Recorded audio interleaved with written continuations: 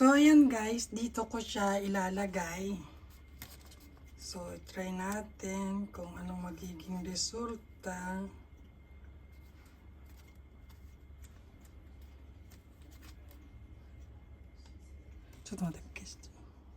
So, ayan guys. So, dito natin siya ilalagay sa gitna. See? And then, another design here.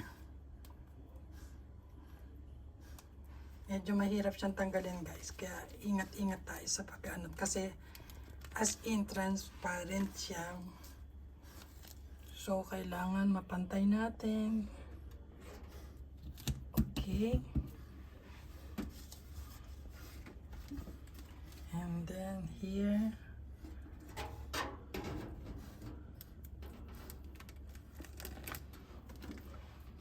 Ito guys, dito naman siya. Oh, ang ganda. And then, dito sa side na to, yung medyo malaki siya, guys. Yung malaki siya, guys. Ito, madali lang siyang tanggalin, guys. Ayan, oh. And then, dito. Wow. And then, ito dito. Ay, utin, malaki siya. Malaki to dito, guys. Uy.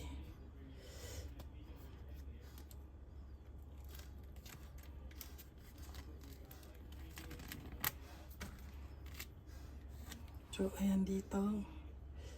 Pantay man. Whoops. Ayan. Hanggang dito siya, guys. Ito yung tanggal natin. Ayan siya. And then, here. Wow! Ang ganda, diba, guys? Oh. So, ayan siya, guys. Oh. Ayan siya.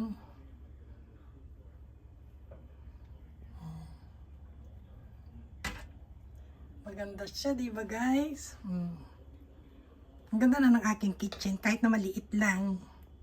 So, ayan.